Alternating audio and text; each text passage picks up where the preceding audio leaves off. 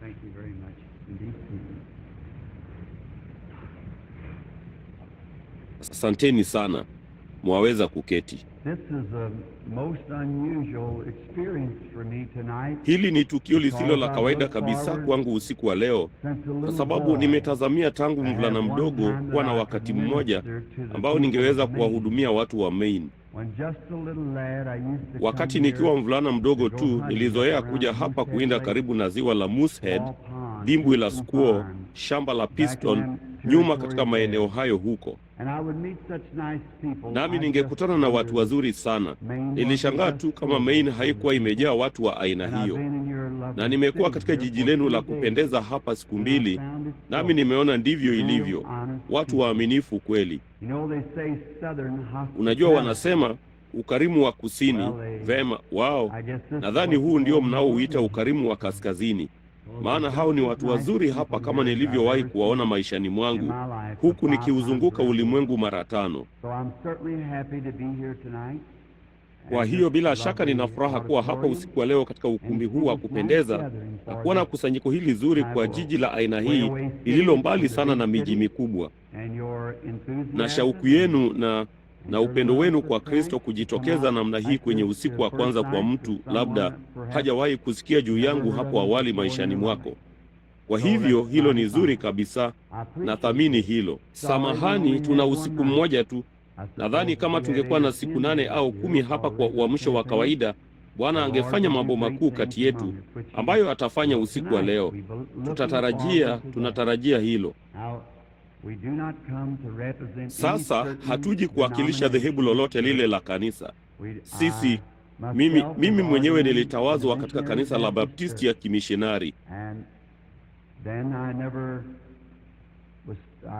Ndipo basi sikuwahi kamwe, sikuliacha tu kanisa, nilianza tu kusimama katika pengo kati ya madhehebu mbalimbali, na kwenye mikutano hii tu ya kuwaombea wagonjwa.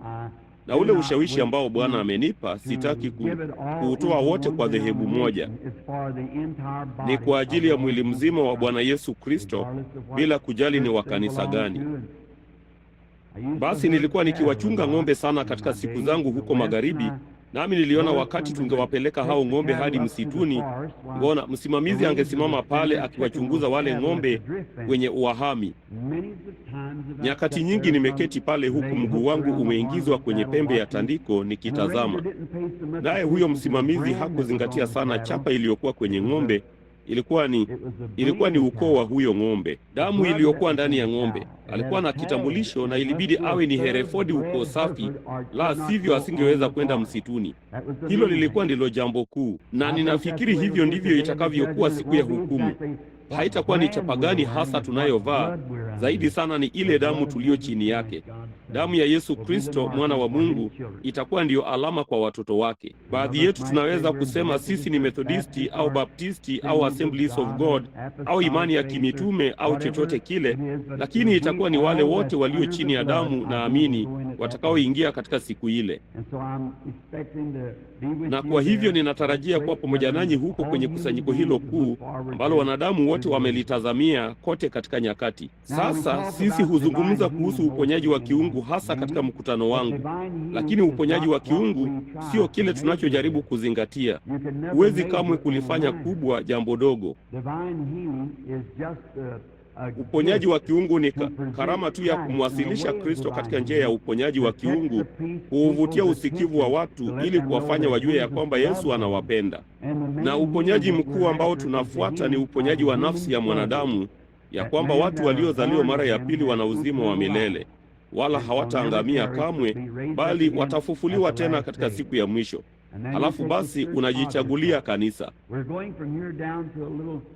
Tunatoka hapa tushuke kwenye mji mwingine mdogo chini yetu hapa, Bango na Amini, Maine. Nasi tutakuwa huko mwishoni mwa juma hili na mwanzoni mwa juma lijalo, siku 6.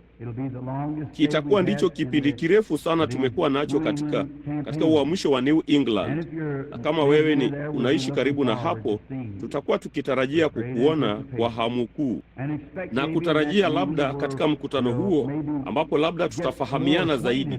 Siku moja 2 usiku unajikuta ukisema, Vema, na shangaa baada ya kitambo kidogo, kisha tunaondoka, kwaherini, nawe hupati kuwaona tena.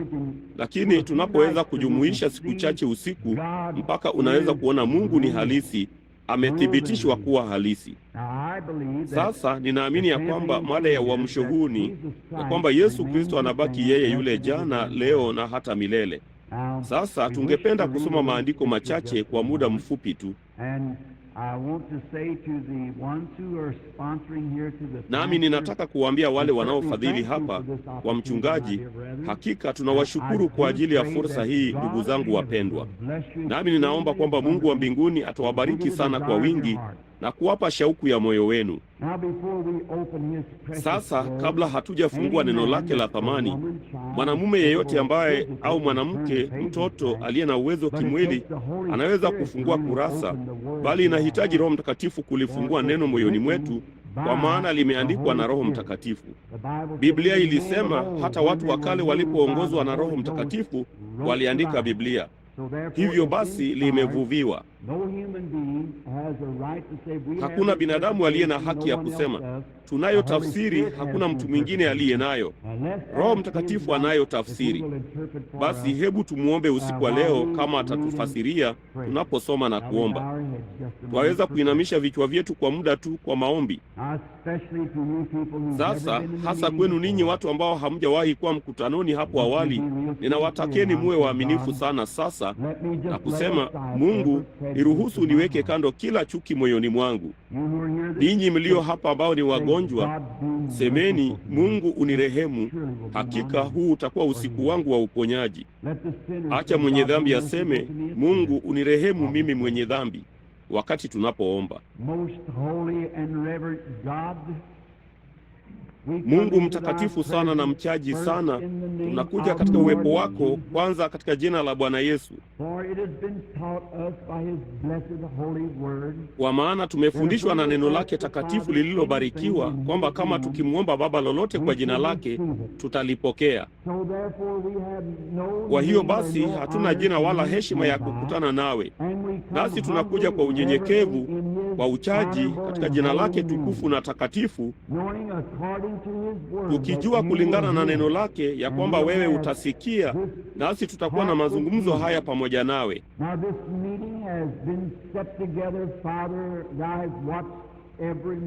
Sasa mkutano huu umewekwa pamoja Baba, wewe umeangalia kila hatua, wala si kwa kusudi lingine, bali kwa ajili ya utukufu wa Mungu na kwa msaada wa kanisa lake kuu, mwili wa mwanawe usioonekana. Nasi tunaomba Baba ya kwamba utawaponya wagonjwa wote walioko humu jengoni usiku wa leo. Jalia kusiwe na mtu mnyonge atakayeondoka kwenye jengo hili pasipo kuponywa kikamilifu. Jalia mwenye dhambi Bwana asiyeamini aibike na kutahayari sana katika uwepo wa Roho Mtakatifu mkuu. Hata mwanamume au mwanamke huyo atasema, Mungu unirehemu, na kuokolewa usiku huu. Jalia Bwana kwamba wale ambao kidogo wananyauka, wanaanguka njiani, mikono hiyo dhaifu ambayo imekuwa ikining'inia chini, wale wanaoingia baridi na kutojali wanapokungojea kule kuja, jalia wapate ujasiri mpya usiku wa leo na wainuke katika nguvu za Bwana. Mungu, jalia kwamba utatoa kitu, baraka katika ujirani huu usiku wa leo, itakayoanzisha uamsho wa mtindo wa kale katika kila nyumba, katika kila kanisa na kila mahali nchini kote. Bwana, tunatambua kuwa hatuna muda mwingi sana uliosalia kulingana na kalenda ya wakati kufanya kazi, kwa sababu jua linatua upesi na wakati wa mwisho umekaribia.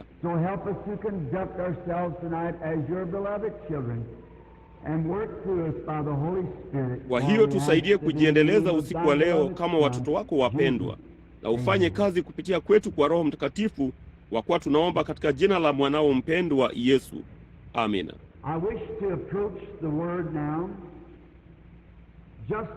Ningependa kuliendea neno sasa, andiko dogo tu ninalotumia kwenye kwa kawaida usiku wa kwanza,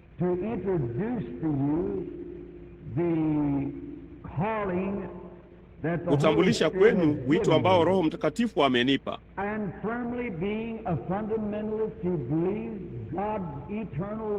Na kwa uthabiti nikiwa mtu wa kimsingi ambaye anaamini neno la milele la Mungu, nikiamini kwamba kila kitu ambacho Mungu ameandika ni sehemu yake mwenyewe. Ninaamini maandiko yanasema, hapo mwanzo alikuwako neno, huyo neno alikuwa pamoja na Mungu, naye neno alikuwa Mungu. Kwa hiyo basi neno hili ni sehemu ya Mungu, na kama tutalikaribia namna hiyo, kulikaribia neno lake kana kwamba tulikuwa tukimkaribia yeye. Kwa maana hakuna mtu aliye bora kuliko neno lake. Kama nisingeweza kulikubali neno lako, nisingekuamini kwa lolote. Vivyo hivyo na wewe kwangu. Na hivyo ndivyo nifanyavyo na Mungu. Kama Mungu alitoa ahadi, na kama yeye ni Mwenyezi Mungu, hana budi kudumu na ahadi yake, apate kudumisha cheo chake kama Mwenyezi Mungu. Hawezi kutoa ahadi na kisha aigairi. Ninaweza kutoa ahadi na inilazimu kuigairi. Utatoa ahadi na ikubidi kuigairi, kwa sababu sisi ni wanadamu, nasi tuna kikomo. Lakini yeye hana kikomo. Mungu hawezi kupata hekima zaidi, mwerevu zaidi. Yeye alikuwa mkamilifu kwanza kabisa. Basi Mungu anapotoa kauli ni kamilifu. Na kama Mungu atatoa kauli katika hali ya hatari, vile anavyoiendea hali hiyo ya hatari, kama hali hiyo ya hatari ikitokea tena, hana budi kuiendea vile vile sawasawa na alivyofanya mara ya kwanza, la sivyo alifanya makosa jinsi alivyoiendea mara ya kwanza. Unaona, kama Mungu aliwaponya wagonjwa kwanza kabisa kulipokuwa na hali ya hatari, wakati Musa hakuwa na tiba kwa wagonjwa,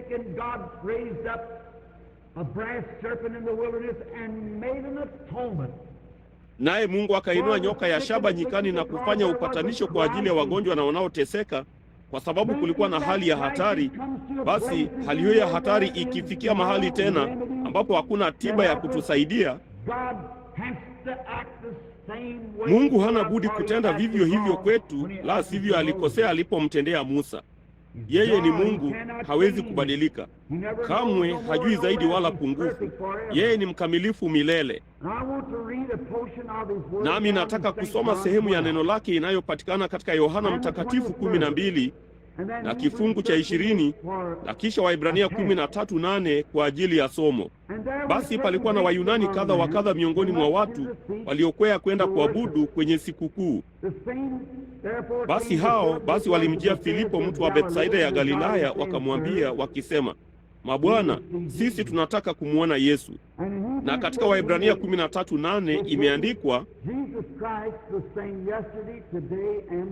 Yesu Kristo ni yeye yule jana, leo na hata milele. Sasa tunataka kuangalia jambo hili. Je, unaamini ya kwamba yeye ni yeye yule jana, leo na hata milele? Je, waweza kuamini hivyo kwa sababu Biblia inasema hivyo? Kama unaweza kuamini, ningekutaka wewe uinue tu mkono wako, kila mwaminio. Vema basi, asante. Kama Mungu amesema kwamba yeye ni yule yule, basi hana budi kuwa ni yule yule, la sivyo maandiko yamekosea. Na kama maandiko yamekosea mahali pamoja, ningeogopa kuyaamini, kwa maana yanaweza kuwa yamekosea mahali pengine. Inabidi yote yawe kweli au yote ni ya uongo. Kwa mfano, kama sote tungelikuwa katika chumba hiki usiku wa leo tukifa kwa njaa, ndipo milionea fulani mashuhuri aje mlangoni na kusema, kesho saa 3 nitawapa watu 50 humu ndani $1,000. Hakuna mtu angeweza kuwa na imani. Kama angesema, nitampa mtu mmoja humu ndani $1,000 kesho, hakuna mtu angeweza kuwa na imani. Unaweza kuwa ndiwe na unaweza usiwe. Njia pekee ungeweza kuwa na imani ni kusema, nitampa kila mmoja wenu $1,000. Basi sote tunaweza kuwa na imani. Atakaye na aje, yasema maandiko. Ni juu ya yeyote atakaye, ni juu yako kama utakuja. Mwaliko umetolewa.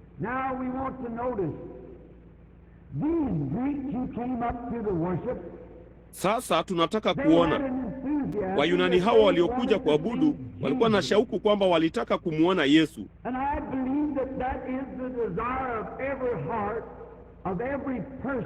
Nami naamini ya kwamba hiyo ndiyo shauku ya kila moyo wa kila mtu aliyepata kusikia jina lake. Wanataka kuona huyo ni nani. Najua ndiyo shauku ya moyo wangu. Nami nina hakika ndiyo shauku ya kila moyo ulio hapa. Mabwana, sisi tunataka kumwona Yesu. Naye akachukuliwa. Wayunani hawa walipelekwa kwa Yesu na mhudumu mmoja jina lake Filipo,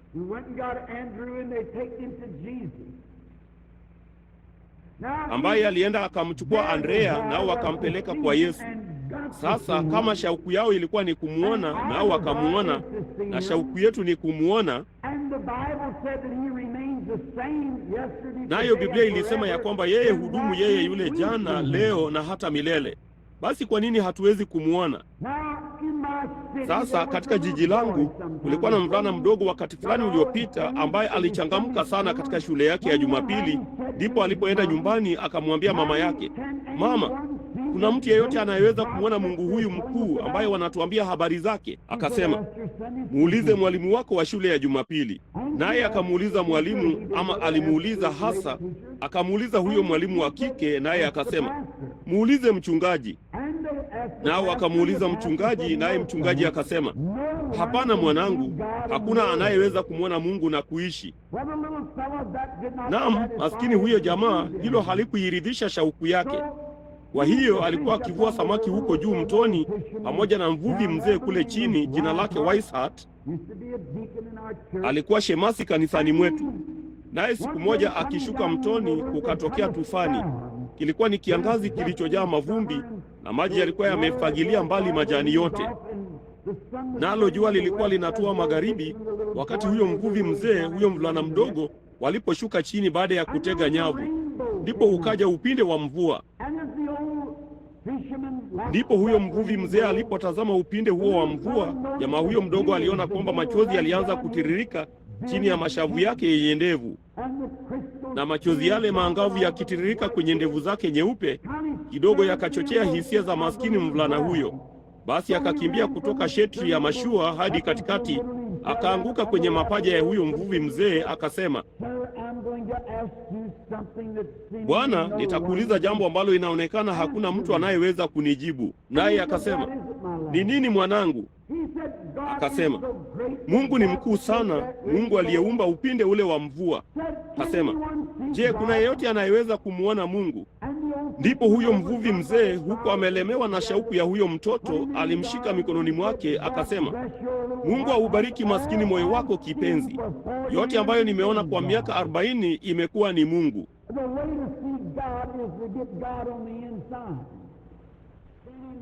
Njia ya kumwona Mungu ni kumwingiza Mungu ndani, ndipo yeye anatazama kupitia kwa macho yako. Ndipo unamjua, unaweza kuelewa, atajifunua mwenyewe.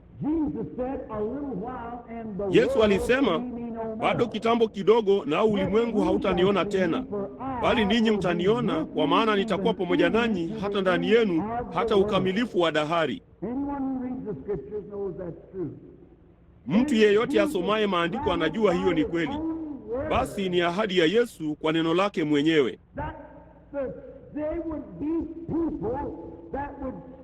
kwamba kungekuwako na watu ambao wangemuona mpaka atakapokuja tena mwishoni mwa ulimwengu.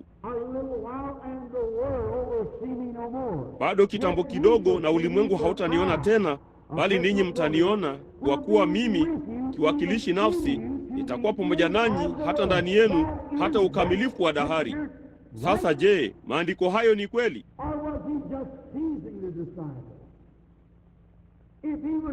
Au alikuwa akiwatania tu wanafunzi? Kama alikuwa akiwatania na kuwachezea na kupayuka, basi yeye hakuwa mwana wa Mungu. Hiyo ama ni kweli au si kweli. Na sasa mnasema, "Vema ndugu Branham, ninaamini ya kwamba Mungu anaishi katika maua." Nami pia. Lakini Wayunani hawa walitaka kumwona Yesu, walitaka kumwona. Sasa yeye alisema katika maandiko ya kwamba kazi nizifanyazo mimi ninyi nanyi mtazifanya.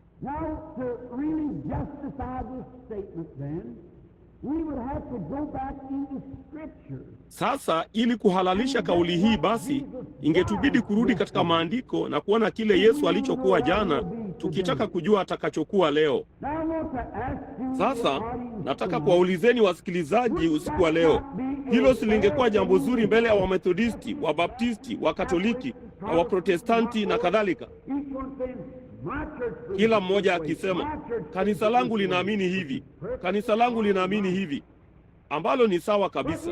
Lakini kama kweli unataka kuona kile alichokuwa jana ili ujue kile yeye alicho leo,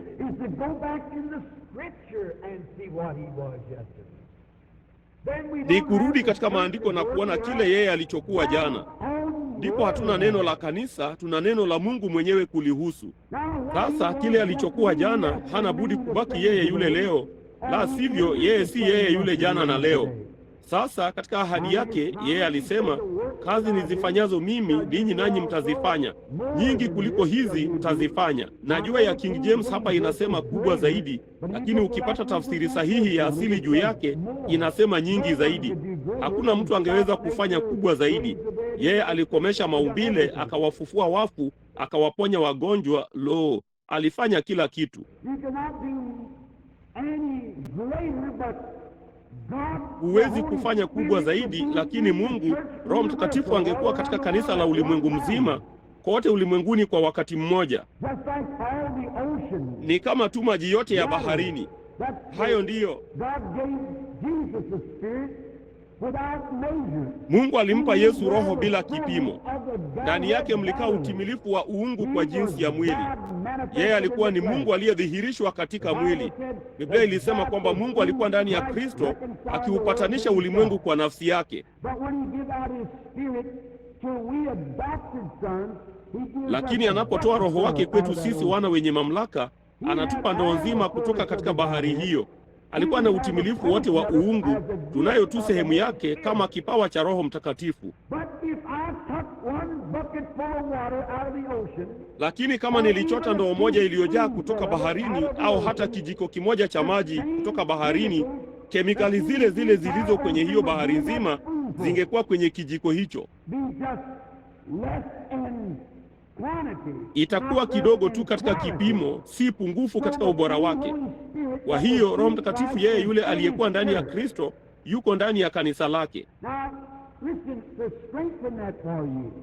Sasa sikilizeni, ili kuimarisha hilo kwenu.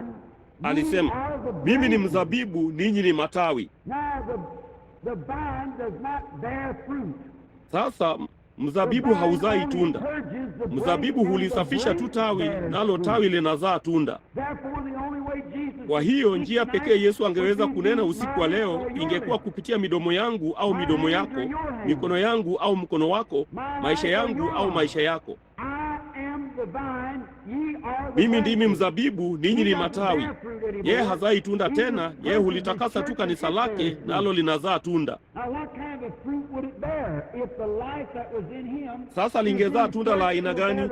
Kama uhai uliokuwa ndani yake uko ndani ya kanisa lake, litazaa maisha yale yale aliyozaa alipokuwa hapa. Mnaelewa?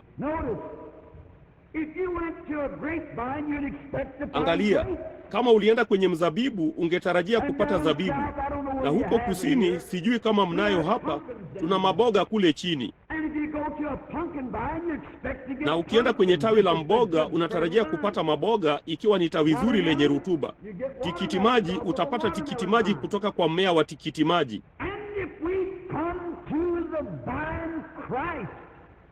Na kama tukija kwenye mzabibu, Kristo, kanisa lake, tunapata nini?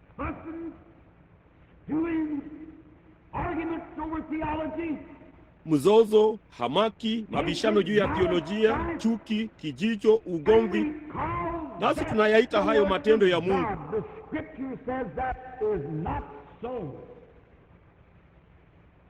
Maandiko yanasema sivyo.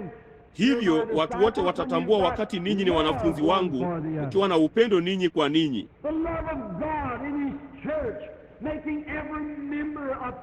Upendo wa Mungu katika kanisa lake ukimfanya kila mshiriki kuwa sehemu yake. Ndipo juu ya mwamba huo na msingi huo yeye hulijenga kanisa lake. Angalieni sasa, nisije nikachukua muda wenu mwingi sana. Saa nyingi zingeweza kutumika kwa hilo, tukionyesha yale aliyoahidi. Lakini sasa somo ni, je, yeye ni yeye yule leo ambaye alikuwa wakati huo? Je, yeye ni yeye yule kwa kila njia, ila mwili wa kawaida?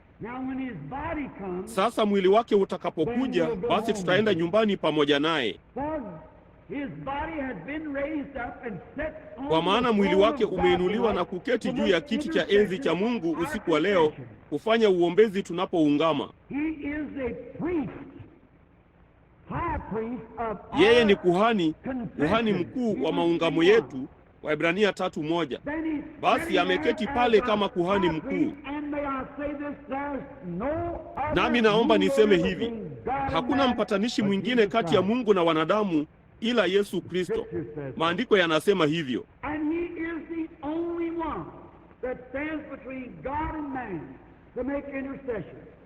Na yeye ndiye pekee anayesimama kati ya Mungu na wanadamu kufanya uombezi. Nayo maandiko yanasema kwamba yeye ni kuhani mkuu anayeweza kuguswa na mambo ya udhaifu wetu. Sasa hebu turudi nyuma tuone yeye alikuwa ni nini. Nilisoma kutoka katika Yohana Mtakatifu 12. Sasa kwenu ninyi watu wapendwa hapa kutoka maeneo na mji jirani, mkifika nyumbani usiku wa leo ama asubuhi katika utulivu wa mchana, ninyi wanawake, mumeo anapokuwa kazini, ama wewe bwana, kabla tu hujalala kitandani usiku wa leo ama kesho usiku, saa yako ya adhuhuri, kama umebeba Biblia yako, fungua Yohana Mtakatifu 1, uone yeye alikuwa nini jana. Sasa maandiko yoyote yatamtangaza, lakini tunasoma katika Yohana Mtakatifu 1. Baada ya kubatizwa katika Roho Mtakatifu, Mungu alikuja na kudhihirishwa.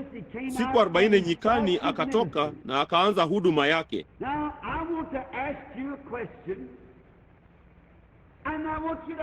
Sasa ninataka kuwaulizeni swali, nami nataka mnijibu kwa kuinua mkono wako. Kama tunaweza kujua kile alichokuwa jana, naye atakuja hapa usiku wa leo miongoni mwenu, enyi watu, na kujitangaza mwenyewe leo kama alivyokuwa jana, ni wangapi wenu watakaompokea? Hebu tuone mkono wako ukiinuliwa juu hewani sasa, kila mwaminio. Asante. Hebu tuangalie kile alichokuwa.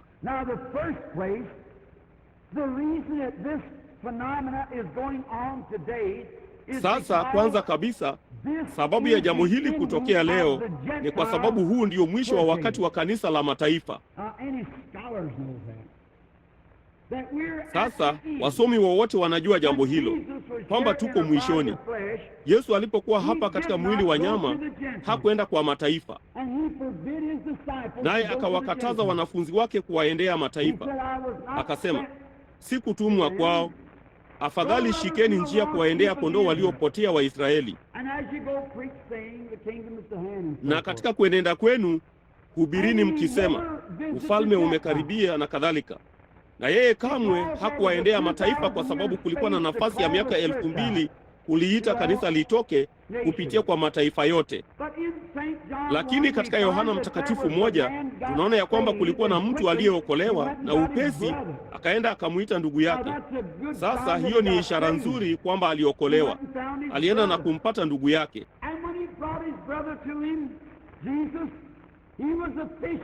Basi alipomleta ndugu yake kwake Yesu, yeye alikuwa mvuvi, nayo Biblia ilisema alikuwa asiye na elimu wala maarifa, asingeweza hata kuandika jina lake mwenyewe.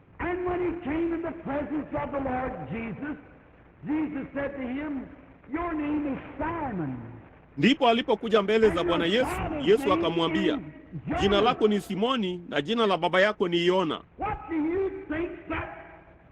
Unafikiri mvuvi huyo asiye na elimu wala maarifa alifikiria nini, wakati mtu ambaye hajawahi kumwona maishani mwake, ama wala hakuwahi kumwona mtu huyu, alipokuja uweponi mwake akamwambia yeye alikuwa ni nani na baba yake alikuwa nani? Je, kuna mtu aliyewahi kusoma jambo hilo katika maandiko? Hakika Yohana Mtakatifu mlango wa kwanza yapata kifungu cha 8. Ndipo mtu huyu akamtazama na akawa mtumishi wa Bwana Yesu. Jina lake aliitwa Kefa na Bwana Yesu baadaye.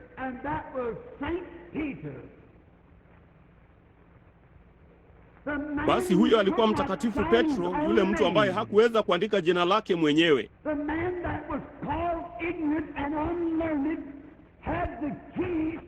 Mtu aliyeitwa asiye na elimu wala maarifa alikuwa amekabidhiwa funguo za ufalme mkononi mwake. Sasa naona kile tumefanya nalo. Tumejaribu kuwaleta watu kwa Kristo kwa kuwaelimisha. Hata afadhali uyasahau. Hakuna mpango mwingine utakaofanya hivyo ila mpango wa mtindo wa kale, kuzaliwa upya.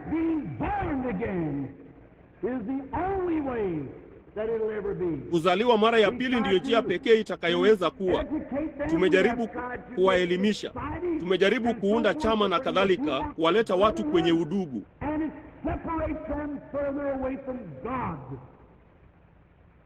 nao unawatenganisha mbali zaidi na Mungu. Nasi tunakuwa na ubaguzi na kujenga kuta za kimadhehebu na kujitenga na hao ndugu wengine.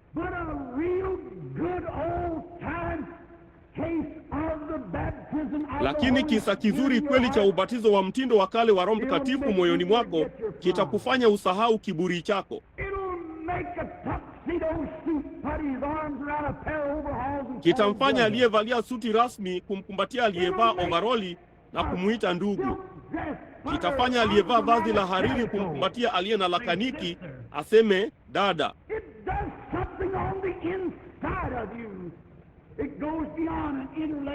Kinafanya kitu ndani yako ambacho kinaenda mbali kuliko dhana ya kiakili. Ni kuzaliwa kwa Roho inayoishi ndani ya moyo wa mwanadamu. Sasa mara tu alipomwambia Simoni jambo hilo, akawa mtumishi wake. Mara moja basi Filipo alifurahi sana, naye akasema alikuwa na rafiki mwingine. Ndipo akazunguka mlima maili 15 kumtafuta rafiki yake Nathanieli. Hebu tumfuate kwa dakika chache tu. Naye anamwendea, na labda bibi Nathanieli alikuwa nyumbani, naye anasema, Nathanieli yuko wapi? Lo, alitoka kwenda bustanini muda mfupi uliopita. Huyo akaenda kwenye shamba la matunda, na hapo akamkuta Nathanieli huko nje chini ya mti, kama vile mtu yeyote mzuri mwaminifu angekuwa akiomba. Kama muungwana Mkristo, bila shaka hangemkatisha alipokuwa akiomba. Akisha kumaliza, ninaweza tu kumwona Nathanieli akisimama na kusema, kweli ikiwa huyu si Filipo. Sasa muangalieni, ana ujumbe. Bila kupokea utangulizi wake wala chochote, alisema, njoo uone yeye tuliyempata. Sijui nini kingetukia kama kundi hili dogo la watu hapa katika jengo hili usiku wa leo lingekuwa na shauku hivyo juu ya Yesu. Sijui nini kingetukia kama mojawapo ya makanisa haya madogo hapa yangepata shauku juu ya Yesu, kwamba yote yaliyoko moyoni mwako wako wa kwanza ni wa kwanza, na huyo ni Mungu. Jambo la kwanza ni Yesu. Njoo umwone yeye tuliyempata, Yesu wa Nazareti, mwana wa Yusufu. Lo, sasa unajua jamaa huyu hapa Nathanieli alikuwa Muorthodoksi mnyoofu sana, jamaa mzuri. Nami naweza kumsikia akimwambia Filipo, sasa ngoja kidogo Filipo, hapana shaka umeingia wazimu.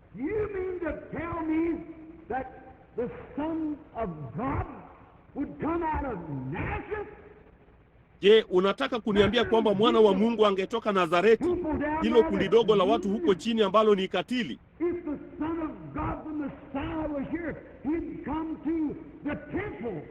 Kama mwana wa Mungu, Masihi angalikuwa hapa, yeye angekuja hekaluni, angekuja Yerusalemu, wala si Nazareti.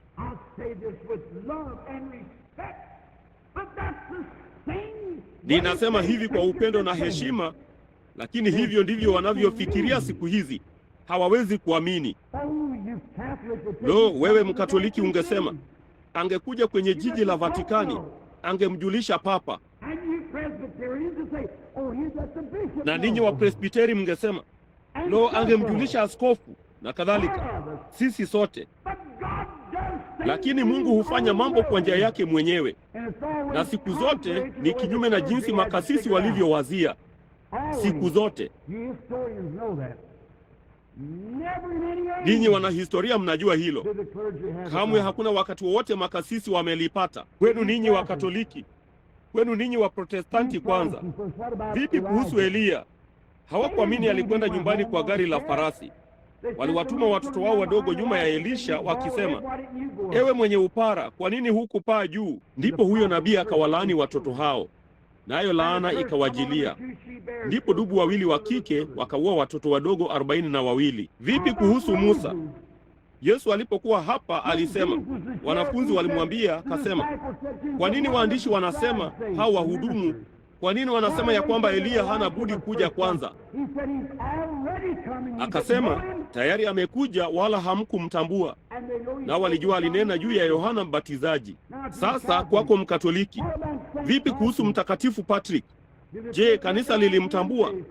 Walidhani alikuwa ni mchawi, lakini akisha kufa na ujumbe umetolewa, ndipo kanisa likampokea. Vipi kuhusu Mtakatifu Francis wa Asisi, mhubiri wa kutembea na Biblia chini ya mkono wake, ambaye alilipinga kanisa Katoliki? Alipoenda kuhubiri huko chini pembeni siku hiyo, wakati wale ndege wadogo walipokuwa wakipiga kelele, yeye alisema, akina dada, simameni kimya, tulieni ninapohubiri. Nao wakamtii. Naye akiisha kufa, sasa ametangazwa rasmi kama mtakatifu katika kanisa lenu. Vipi kuhusu Joan wa Arc? Msichana yeyote wa shule angejua habari zake, msichana mdogo ambaye aliona maono na malaika na kupata mafunuo.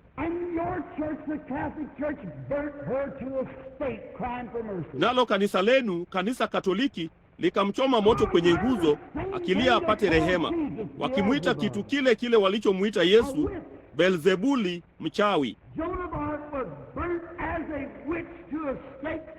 Joan wa Arc alichomwa moto kama mchawi kwenye nguzo na kanisa Katoliki la Kirumi. Ndipo yapata miaka 100 baadaye waligundua kwamba yeye hakuwa mchawi, alikuwa mtakatifu. Lakini Mungu akatuma ujumbe wake vivyo hivyo tu, nao wakakosa kuuona. Hawakujua mwana wa Mungu alikuwa ni nani mpaka alipokuwa amekufa, kuzikwa na kufufuka tena. Mungu ni mwenye enzi, yeye hufanya kazi zake. Na nini lake? Kanisa lazima liamke hapa katika siku hizi za mwisho. Ni jambo la kusikitisha sana. Majuma machache yaliyopita katika jiji langu la Louisville, kulikuwa na mama mmoja aliyekuwa akizunguka akiwa na mtoto mchanga katika duka la mali rahisi.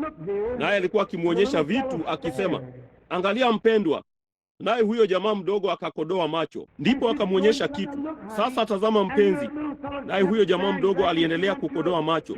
Moja kwa moja akaenda kwenye kaunta iliyokuwa na kipambo kidogo kilichotatarika, naye akakitikisa mbele zake.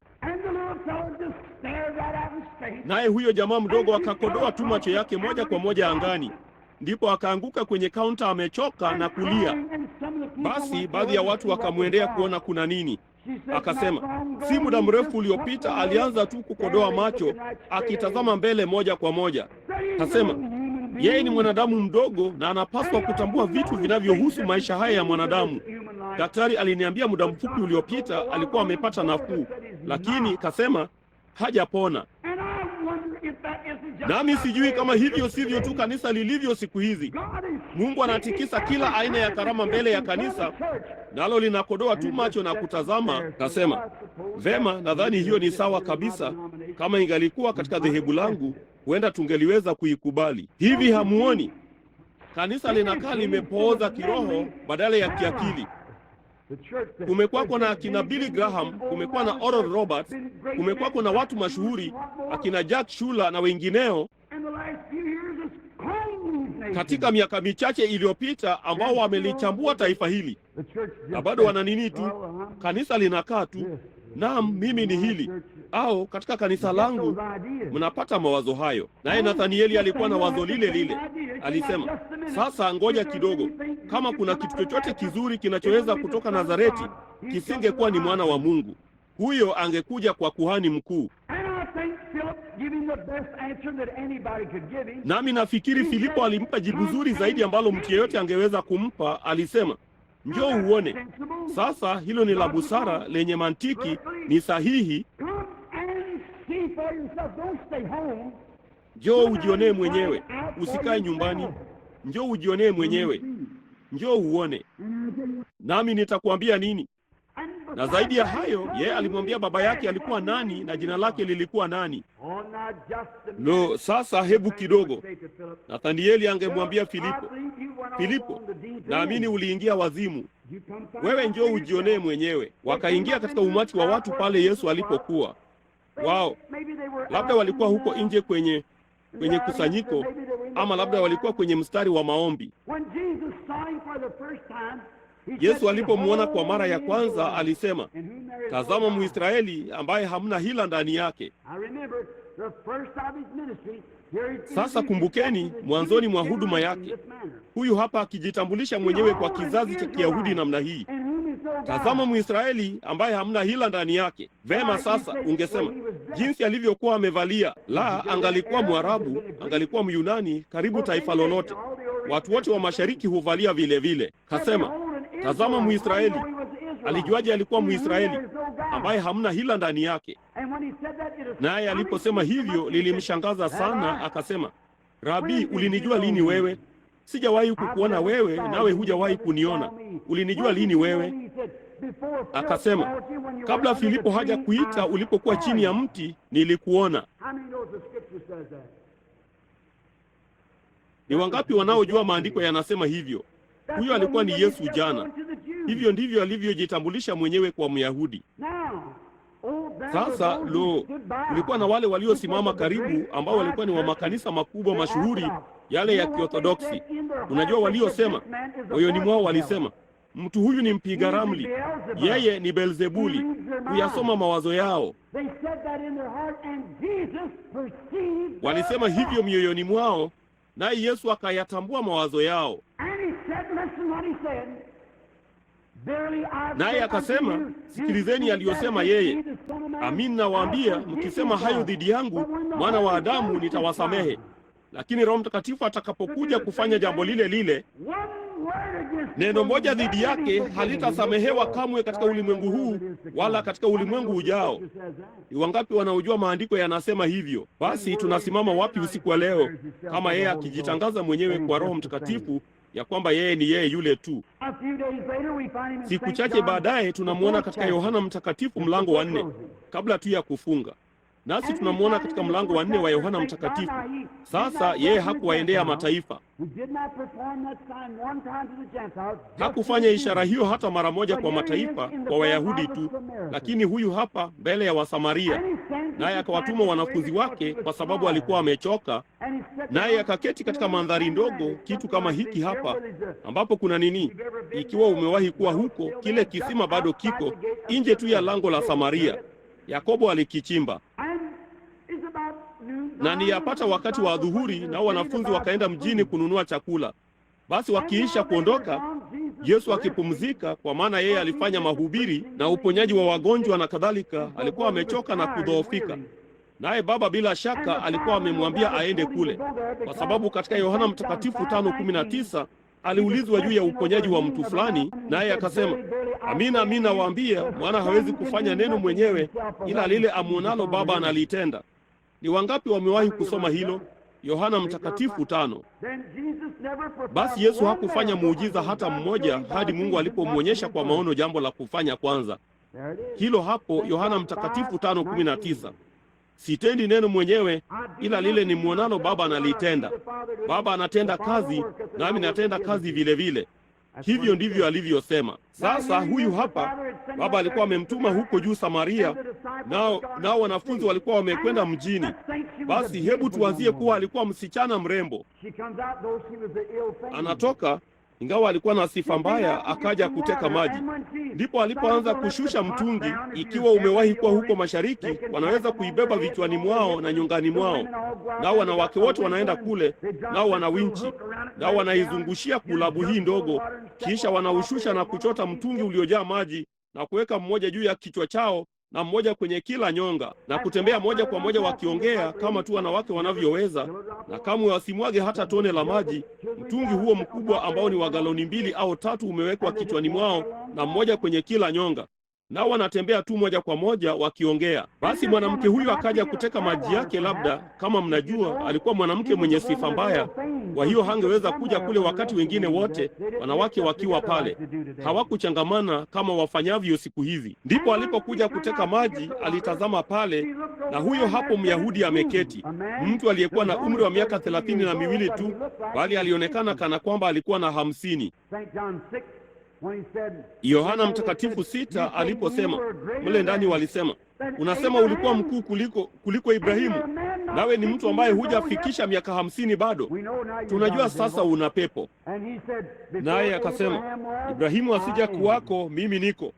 Na huyo mimi niko alikuwa ni ile nguzo ya moto katika kichaka kilichowaka moto. Mnajua hilo? Yule malaika wa agano. Naye alipokuwa hapa duniani alisema, nalitoka kwa Mungu na ninarudi kwa Mungu. Hiyo ni kweli.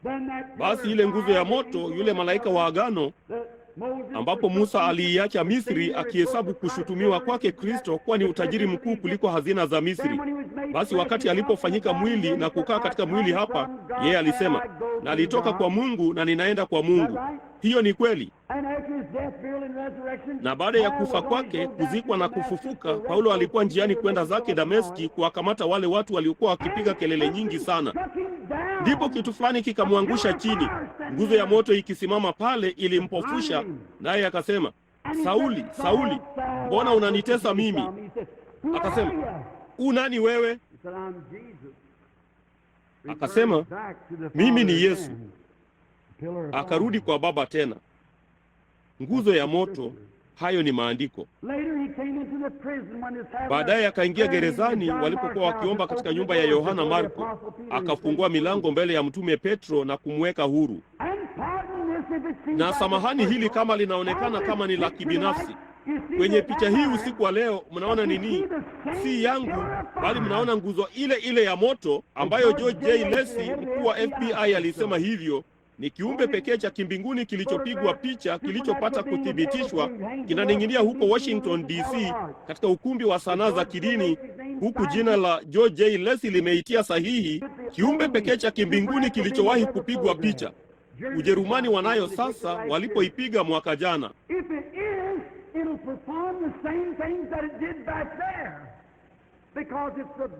Kama ndiyo, itafanya mambo yale yale ambayo ilifanya huko nyuma, kwa maana ni mzabibu, na kama umeunganishwa katika matawi, utazaa nguvu zile zile na uwepo ule ule na kazi zile zile. Hauna budi, kwa kuwa yeye ni yeye yule. Sasa angalia kazi zake uone kama ni yeye au siye. Ihukumu kwa matunda inayozaa. Kama ni roho yeye yule, basi atafanya jambo lile lile.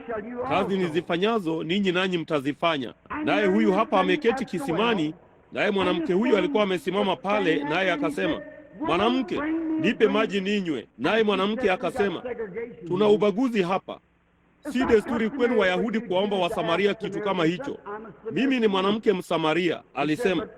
Lakini mwanamke, kama ungejua ni nani uliyekuwa ukiongea naye, ungeniomba mimi maji unywe. Naye akasema, je, unasema kwamba kisima ni kirefu, nawe huna kitu cha kuchotea, na ati wewe ni mkuu kuliko baba yetu Yakobo aliyechimba kisima hiki, nao ng'ombe wake wakanywa, na kadhalika.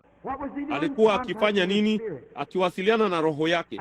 Na mara alipopata shida yake ilipokuwa, alisema, nenda kamuite mume wako mje naye hapa. Akasema, Bwana, sina mume. Akasema, hiyo ni kweli, umekuwa na 5 na unaishi naye si wako.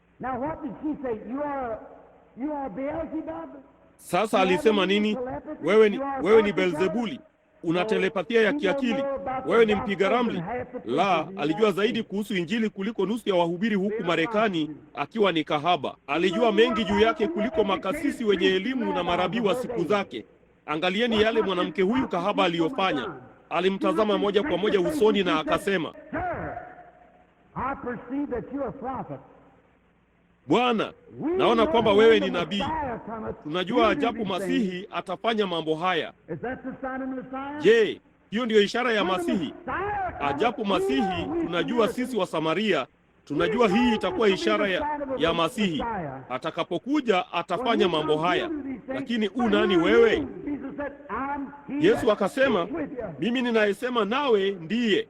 Kama hiyo ilikuwa ndiyo ishara ya Masihi jana, haina budi kuwa vivyo hivyo leo. Kama yeye anadumu yeye yule, akijitangaza mwenyewe. Kuna Myahudi na Msamaria pia, alijitangaza mwenyewe. Alifanya nini? Alikimbia mjini na kusema, njooni muone mtu aliniambia mambo ambayo nimefanya. Haimkini huyu kuwa ndiye Masihi. Je, sisi Wakristo tungewazia nini kuhusu hilo usiku wa leo kama angefanya hivyo? Na shangaa tu, huenda atafufuka siku ya hukumu na kuwahukumu wanazuoni wengi na wahubiri na makuhani siku hizi. Huyo mwanamke aliitambua, naye akasema, njooni muone mtu aliyeniambia mambo niliyofanya. Haimkini huyu kuwa ndiye Masihi. Nao hao watu wakatoka, nao walipomsikia walishawishika ya kwamba alikuwa ndiye Masihi. Sasa angalieni, yeye alifanya hiyo ishara kwa Wayahudi, kuwathibitishia Wayahudi kuwapata wateule na kutiwa muhuri kwa maangamizi kuhani na rabii na asiyeamini. Filipo, wengine wote walimwamini. Na ndipo alipojitambulisha kwa Msamaria, yeye alifanya jambo lile lile. Lakini hata wakati mmoja yeye hakuwahi kufanya jambo hilo mbele ya mataifa na kukataza lisitendwe. Kwa nini? Miaka 2000 imekuja sasa kwa ajili ya mataifa kupata mafunzo na mafundisho. Lakini mwishoni mwa kipindi cha wakati wa Kiyahudi, kabla hawajakutana na machafuko, kama yeye alijitangaza mwenyewe hivyo kwa Wayahudi kuthibitisha yeye alikuwa ni Masihi, naye alitenda hivyo kuthibitisha jambo hilo, yeye hana budi kutenda jambo lile lile wakati wa kumalizia kwa mataifa, la sivyo si yeye yule jana, leo na hata milele. Mnaelewa? Inueni mikono yenu ikiwa mnaelewa. Mnaelewa hiyo ni kweli. Inambidi kufanya hivyo. Hangeweza kutenda kwa Wayahudi kujitangaza mwenyewe namna hiyo kuwa Myahudi kwa wote wawili. Kuna jamii tatu tu za watu. Hizo ni Myahudi, Msamaria na mataifa, watu wa Hamu, Shemu na Yafethi, wale wana watatu wa Nuhu. Hamna lingine. Kwa hivyo kwa Hamu na kwa watu wa Yafethi ama watu wa Shemu hasa, yeye tayari amejitangaza mwenyewe na kuwaachia mataifa wakati huu, na moja kwa moja katika kumalizika kwake, wakati Sputniki iko angani na maandiko ya mkono yako kwenye ukuta, nayo mataifa yakitetemeka, huyu hapa miongoni mwetu akipigwa picha yake. Ulimwengu wa kisayansi umesimama umeduaa juu yake. Hakuna anayeweza kuja, yeye alisema, asipovutwa na Baba yangu kwanza. Yesu hakufa ili kuuokoa ulimwengu wote, alitaka kuuokoa, lakini alikufa ili kuwaokoa wale ambao Mungu kwa kujua tangu zamani alijua wangeokoka. Si watu wote watakaomjia. Mungu humchukua mtu wake, bali kamwe si roho wake. Ibilisi humchukua kafiri wake, lakini kamwe si roho, inabakia ndani ya wengine. Nazo hizo roho mbili zinapigana hivi sasa. Naye ni yeye yule jana, leo na hata milele. Nukuu moja zaidi, ikiwa mtalipa nafasi kwa dakika moja. Ili ninyi watu, ni usiku mmoja tu, wala hamtapata nyinyi nyote nafasi ya kusimama katika mstari wa maombi. Sasa sikilizeni kwa makini ninapofunga. Nimewasomea na kuwanukulia ninyi kutoka katika neno la milele la Mungu. Naye Yesu alisema, ni wangapi wanaojua kwamba Yesu alidai kuwa si mponyaji? Unamaanisha hamwamini hilo?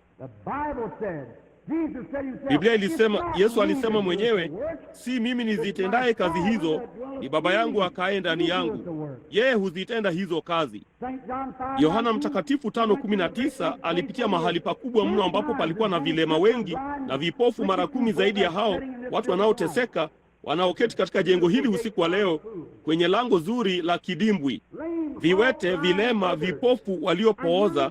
Naye huyu hapa anakuja kupitia kwenye ule umati akitazama huku na huku mpaka akampata mtu amelala juu ya godoro. Naye akasema, wataka kuwa mzima? Kwa nini hakumwambia kilema au kipofu? Na yeye akasema, sina mtu wa kunitia majini Bwana, ninapokuja. Angeweza kutembea. Alikuwa nao kwa muda wa miaka 38. Haungemuua, ulikuwa umedumaa. Akasema, ninapokaribia majini, mtu mwingine hushuka mbele yangu. Alisema, jitwike godoro lako uende. Huyo akaenda. wao. Ndipo marabii na makuhani wakamchukua.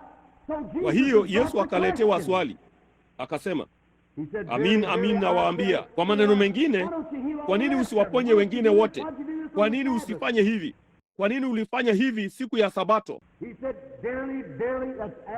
Akasema, amin amin, hiyo ni kabisa kabisa nawaambia, mwana hawezi kutenda neno mwenyewe, ila lile amwonalo Baba analitenda. Baba alimwonyesha mtu huyo alikuwa pale, na katika hali hiyo jambo lile lile alilomfanyia yule mwanamke kisimani, wakati huo huo alifanya huko Filipo, huko nyuma. Huyo alikuwa ni Mungu akifanya kazi kupitia mwanawe. Sasa usiku wa leo, Mungu yuko ulimwenguni kote katika kanisa lake lote kama mzabibu, nasi ni matawi. Sasa kulikuwa na mwanamke wakati mmoja ambaye hangeweza kumfikia, naye akasema moyoni mwake, kama nikiweza kugusa vazi la mtu huyo nitapata afya. Naye akajipenyeza katikati ya umati kupitia kwa kuhani wake, na mpaka akafika pale alipokuwa, na huku kila mtu anampiga mgongoni, Rabi, tuna furaha kuwa na wewe hapa. Alikuwa akienda zake kumfufua binti ya Yairo. Ndipo maskini mwanamke huyu akaligusa tu vazi lake. Sasa kama umewahi kuona vazi la Kipalestina linapwaya, nalo lina vazi la ndani, unaona, asingeweza kuuhisi huo kimwili. Aligusa vazi lake, naye akaenda na kuketi chini, ama akasimama popote pale huko nje kwenye kusanyiko. Yesu akasimama na kusema, ni nani aliyenigusa? Ni nani aliyenigusa? Naye Petro akilitazama kama vile mtu angelitazama siku hizi, akamkemea na kusema, mbona unasema ni nani aliyekugusa? Kila mtu anakugusa. Akasema, lakini nimekuwa dhaifu, nguvu zimenitoka. Mtu fulani aligusa kwa mguso tofauti vinginevyo. Huo ndio mguso tunaozungumzia, sio dhana ya kiakili, lakini kitu kinachotoka hapa ambacho hugusa kweli kweli. Lo, hakika sisi, nilimgusa, niliweka jina langu kwenye kitabu cha kanisa, nilijiunga na kanisa, nilibatizwa mimi. Huo ni mguso kweli. Huo sio mguso ambao yeye huhisi. Ni nani aliyenigusa? Hakuna mtu aliyesema chochote. Naye akatazama kwenye kusanyiko mpaka akampata maskini mwanamke, naye akamwambia yaliyotukia, shida zake za kutokwa na damu, na kusema, imani yako imekuokoa. Ndugu, dada, kama kamwe sitakutana nawe tena mpaka kwenye kiti cha hukumu cha Kristo, ambapo matendo yanayotendwa katika mwili yatadhihirishwa. Hebu niwaulize swali hili, mnijibu kwa akili timamu. Ikiwa yeye ni kuhani mkuu leo anayeweza kuguswa na mambo ya udhaifu wetu, siingemlazimu kutenda vile vile alivyotenda wakati huo, kama yeye ni yeye yule, sivyo? Kama unaweza kuketi kwenye kusanyiko hilo pamoja na, Biblia inasema, ni wahudumu wangapi hapa wanaojua hilo, kwamba Agano Jipya, kitabu cha Waibrania, kilisema ya kwamba yeye ni kuhani mkuu sasa ambaye anaweza kuguswa na mambo ya udhaifu wetu. Ninyi wahudumu, inueni mkono wenu. Mnaona? Makasisi, mchungaji wenu anajua hilo. Yeye ni nini? Kuhani mkuu anayeweza kuguswa na mambo ya udhaifu wetu. Basi kama yeye anadumu, yeye yule jana, leo na hata milele, angejibuje kama alivyofanya jana? Wewe mguse usiku wa leo, useme, Bwana Mungu, sitakuwa katika mstari huo wa maombi, sina kadi ya maombi, kwa hiyo sitaitwa kule juu, lakini Mungu, nijalie nikuguse wewe, uone kile anachofanya, uone kama yeye hatendi kazi. Kama wewe ni sehemu ya mzabibu wewe mwenyewe na Roho wake hapa, yeye atajibu moja kwa moja, akitumia karama kudhihirisha na kuthibitisha ya kwamba yeye ni yule yule aliyewahi kuwa, haijalishi uko wapi. Amini tu neno la Mungu usiku wa leo, na uliamini kwa moyo wako wote, naye Mungu atalidhihirisha. Ikiwa atafanya hivyo mbele zenu, sisemi kwamba atafanya. Kama atafanya hivyo, ninatumaini ya kwamba mtamwamini na kumkubali. Pia kumbukeni sasa tunapofunga, huu ndio mwisho wa wakati wa mataifa. Haijawahi kutokea katika historia mpaka sasa. Huu ndio wakati wa mwisho. Tumekuwa na Bwana Billy Graham, roho mkuu kama Yohana Mbatizaji aliyetoka bila kufanya miujiza. Ni wahudumu wangapi hapa wanaojua kwamba historia ya kanisa na unabii unajirudia angalau mara moja au mbili? Kweli mnaamini? Angalieni Mathayo 3, kutoka Misri na muita mwanangu. Rejelea hiyo uone kama hakuwa Yakobo. Huyo alikuwa mwanawe pia. Unaona, historia hujirudia. Basi kulitokea Roho mkuu katika tu kuja kwake mara ya kwanza. Kulitokea Roho mkuu kabla ya kuangamizwa kwa Wayahudi, kwa mfano wa Yohana Mbatizaji ambaye hakufanya miujiza hata kidogo, bali alikuwa mhubiri hodari. Baada yake akaja Roho ambaye hakuwa mhubiri mwenye nguvu, lakini ishara tu na maajabu yakaanza kutokea kila mahali. Mwishoni tu mwa huo wakati, huu ndio mwisho wa wakati wa mataifa. Na tuombe. Bwana Mungu, ni vigumu sana Bwana kujaribu kunena yote yaliyo moyoni mwako katika ujumbe mmoja mdogo ulio katika,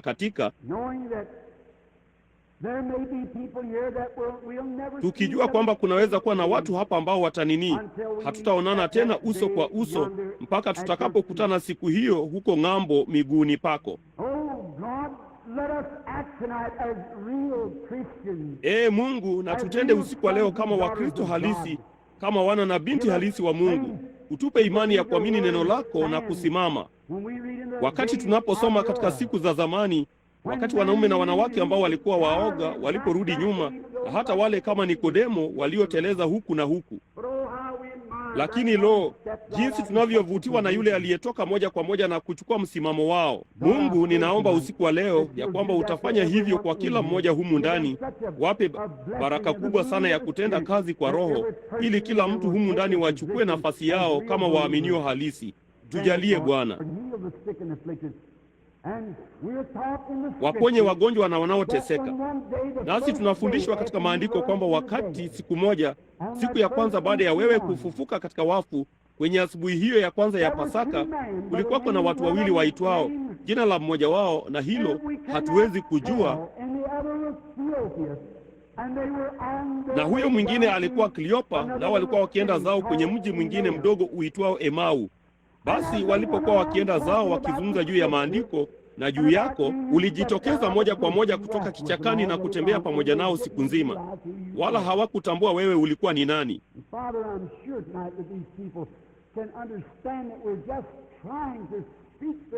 Na Baba, nina hakika usiku wa leo ya kwamba watu hao wanaweza kuelewa ya kwamba tunajaribu tu kunena neno la Mungu, mambo ambayo ameahidi. Nawe ulinena nao siku hiyo juu ya neno. Nao walipofika kwenye maskini nyumba ya wageni jioni, walikualika uingie. Nawe ulipoingia ndani na kuufunga mlango, ulifanya kitu kama vile tu ulivyokuwa ukifanya kabla ya kusulubiwa. Na kwa njia hiyo wakajua kwamba umefufuka katika wafu. Upesi wakakimbilia kwa ndugu zao na kusema, kwa kweli Bwana Yesu amefufuka katika wafu. Je, mioyo yetu haikuwaka ndani yetu hapo alipokuwa akisema nasi njiani? Mungu, jalia huo uwe ushuhuda wa watu hawa usiku wa leo wanaorudi chini mjini mahali mbalimbali. Njoo Yesu, na useme na mioyo yetu na ufanye jambo fulani hapa usiku wa leo, ili wanaume na wanawake, wavulana na wasichana wapate kujua kwamba baada ya kulisoma katika Biblia jinsi ulivyotenda kule nyuma katika siku hiyo na kudai wewe ni yeye yule leo, tenda katika kanisa lako usiku wa leo vivyo hivyo Baba, ili watu waseme wakienda zao nyumbani usiku wa leo,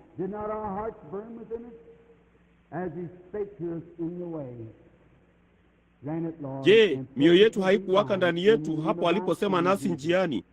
Tujalie Bwana, na sifa zitakuwa zako katika jina la mwanao Yesu. Amina. Sasa huu ndio wakati ambao nitauliza kama utanini. Itakubidi uondoke katika dakika 15 hadi 20 zijazo. Unapaswa kuondoka sasa. Sitaki mizunguko wakati Roho Mtakatifu kama akija kutenda. Mnaona, yeye inawapasa kuwa na kicho kikamilifu, na uangalie na usikilize. Kwa hivyo kama huna budi kuondoka, ningefanya hivyo sasa, ili usiukatishe mkutano. Wao huniondoa mkutanoni kunapokuwa na kukatizwa. Na sasa kama wewe ni mkosoaji ama asiyeamini, nisingekaa katika mkutano wa aina hii wakati huu unapoendelea, kwa sababu msomaji yeyote wa Biblia anajua kwamba pepo wachafu hutoka kwa mtu mmoja wakaingia kwa mwingine. Tunakubaliana na hilo. Kwa hivyo sio kuigiza kanisa. Hapa siku chache zilizopita usiku, mngewasikia Anania na Safira fulani kama isingalikuwa ni rehema za Mungu. Na ni mara ngapi nyinyi watu mmesikia kama ibada zenye kicho, jinsi mambo yanavyotendeka hivyo wakati wa mkutano. Kwa hiyo iweni na uchaji kabisa, watulivu, ketini mkipendana, iweni katika maombi. Sasa naamini, je, ulisema ilikuwa kadi zipi za maombi? 100 ulizisambaza. Zipi? Y 100. Vema, hatuwezi kuwaleta wote mara moja. Ningeomba basi kadi za maombi Y 1, 2, 3, 4, 5. Acha waje kwanza. Vipi? Je, tunaweza kuwaleta kupitia huku Bwana?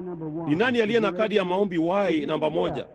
Unaweza kuinua mkono wako kama unaweza kusimama. Sasa ikiwa huwezi, mtu fulani atakubeba. Kadi ya maombi igeuze, ni kadi ndogo mraba yenye namba na herufi. Unayo hiyo mama? Y namba 1. Y kama YOU. Y namba 1. Inua mkono wako popote ulipo. Katikati, huyo msichana hapo.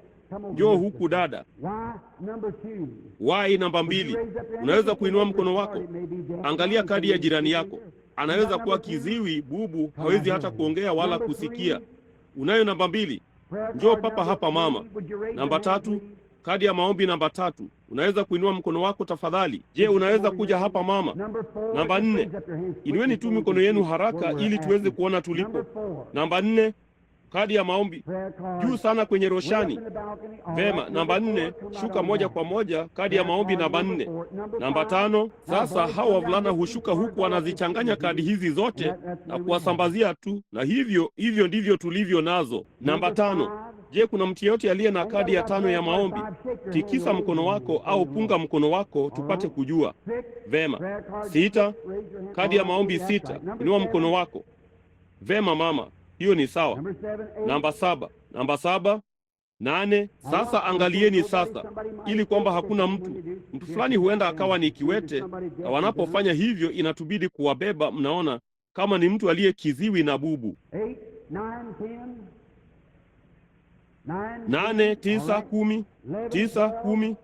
Vema. 11, 12. 11, 12, 13, 14, 15. Naam Bwana. Vema, hebu kidogo. Vema. Sasa wakati wakija, hebu nizungumze nanyi tena. Njia hii nyingine mama, tafadhali, papa hapa, njooni huku, tungeni mstari wenu. Vema, wakati nikizungumza nao wanajipanga kwa muda kidogo tu. Sasa nitaomba kwamba kila mtu awe na uchaji na utulivu kadri mwezavyo. Sasa ninajua ya kwamba mara nyingi Mungu huwabariki watu nao wanapiga mayowe. Hiyo ni sawa kabisa. Mimi ni mtu wa kusini, nimezoea hilo. Mnaona? Hilo halisumbui. Lakini sasa msipige picha zozote, msiache nuru imulike ama chochote kile. Iweni tu na kicho, maana Roho Mtakatifu ni nuru. Ni wangapi wanaojua jambo hilo, wanaojua kwa maandiko kuwa ni nuru? Sasa ni wangapi humu ndani ambao hawana kadi ya maombi? Popote pale jengoni, haidhuru uko wapi, huna kadi ya maombi. Hata hivyo unataka Yesu akuponye. Inua mkono wako useme, nataka Yesu aniponye. Inua mkono wako tafadhali, ili nipate dhana ya jumla. Vema, hilo ni sawa kabisa. Vema, sasa uwe na kicho sana. Sasa jambo, usipopanda hapa jukwani, mtazame tu Kristo na kusema, Bwana Yesu, kama mtu huyu ameniambia kweli, ambayo naamini ameniambia, basi wewe nena nami. Nami si nini? Usijaribu kujipenyeza sasa. Tulia tu useme, Bwana, naungama dhambi zangu. Yote niliyokosea nisamehe hayo. Na uniponye Mungu mpendwa. Lijalie. Ona jinsi Mungu alivyo na rehema. Na sasa kila mtu hapa ndani nijuavyo mimi, hatufahamiani kabisa, ili watu ambao wanaweza kuwa wameketi karibu. Watu pekee ninao wajua katika jengo hili ni Bwana Sweet, Dr. Rivel na mvulana wangu Kil. Nafikiri ndiye yule anayesimama kule nyuma gizani, sina uhakika. Hao ndio pekee ninao wajua. Wangapi hapa hatufahamiani? Inueni mikono yenu. Siwajui ninyi, sijui lolote kuhusu katika mstari wa maombi kwa njia hiyo hiyo. Sasa vema.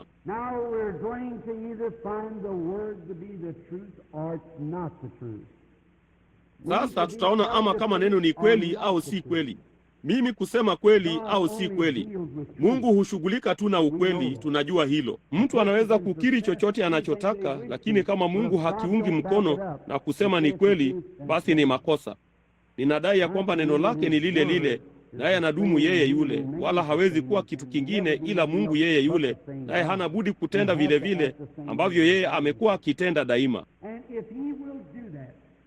Na kama atafanya jambo hilo hapa jukwani nje kupitia kwa wasikilizaji na kujitangaza mwenyewe Yesu aliyefufuka, ikiwa nyote mtampenda na kumwamini, semeni amina kwake. Mungu awabariki. Sasa baada ya kunena, nina hakika mnatambua ya kwamba mahali ninaposimama niko mahali pa namna gani. Naye Mungu ambaye ni hakimu wangu mkuu anajua mwanamke huyu ama yeyote kati yenu ninyi watu ambao sijawaita katika mstari wa maombi ama chochote kile, siwajui. Basi kitu fulani hakina budi kutenda sasa, la sivyo maandiko si sahihi, kwa sababu nimesoma mambo haya kutoka katika maandiko ambayo ni ahadi ya Mungu. Je, mnaamini hiyo ni kweli? Semeni amina. Ni ahadi ya Mungu. Aliahidi angefanya hivyo. Si lazima afanye hivyo, bali hana budi kulifanya kwa njia ya kusema ya kwamba yeye aliahidi angelifanya. Hivyo ndivyo afanyavyo. Anafanya. Haikumbidi kuponya alipokuwa hapa duniani, bali alifanya hivyo ili jambo hilo litimie. Hivyo ndivyo yeye anavyofanya leo, kuumalizia wakati wa mataifa, awarudie Wayahudi, kanisa liende nyumbani. Uharibifu uje kwa ulimwengu, hayo hapo maangamizi yako. Imekwisha. Unaona? Nanyi mnaona jambo pekee ambalo lingehitaji ili kutukia usiku wa leo ni vinywaji vichache vya vodka. Tayari yameelekezwa. Mnaona? Hakuna unachoweza kufanya juu yake. Bila shaka tuna kitu kile kile cha kurushia huko tena. Inafanya nini? Kuurusha ulimwengu kutoka kwenye mzingo wake kama tu Biblia inavyosema, naye huyo anaenda. Mnakumbuka yale Yesu aliyosema, kama ilivyokuwa katika siku za Lutu, ndivyo itakavyokuwa katika kuja kwake Mwana wa Adamu. Kuna mtu aliyewahi kusoma hilo? Aseme amina. Ilikuwa ni nini? Kabla ya Lutu kuangamizwa au Sodoma kuangamizwa, kuna malaika aliyekuja kwa mteule ambaye alikuwa ni Ibrahimu. Sivyo? Naye alipofanya hivyo, aliketi chini huku mgongo wake umeelekezwa kwenye hema, naye akamwambia Sara, ama akamwambia Ibrahimu, kuhusu nitakurudia wakati huu mwakani. Sara atampata mtoto huyu ambaye umemgoja kwa miaka 25. Naye Sara huko nyuma kwenye hema, nyuma ya huyo malaika akatabasamu. Naye huyo malaika akasema, kwa nini Sara akacheka? Ni wangapi humu ndani waliowahi kusoma jambo hilo? Kwa nini Sara akacheka? Alikuwa nini? Mpiga ramli? Telepathia? Kumbuka, malaika huyo alikuwa na ujumbe wa mwisho ambao Sodoma ilipokea kabla haijaangamizwa, kama ilivyokuwa alisema Yesu katika siku za Sodoma. Sasa kumbuka, ni uwepo wa malaika wa Mungu, Roho Mtakatifu, aliye hapa leo pamoja na kila kitu cha kisayansi na ishara na maajabu ambayo amewahi kuahidi kuwatimizia ninyi watu. Ninyi wa Kristo mnapaswa kuwa na furaha. Sasa namgeukia yule mwanamke. Sasa mama, mimi na wewe tukiwa hatufahamiani, na hii ndiyo mara yetu ya kwanza kukutana. Ninakushinda umri kwa miaka kadhaa, na hii ndiyo mara yetu ya kwanza kukutana.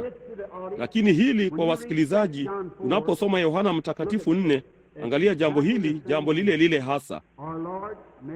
Bwana wetu alikutana na mwanamke ambaye hakuwa amemwona maishani mwake, na kama vile katika mandhari ndogo, kama nilivyosema muda mfupi uliopita namna hii.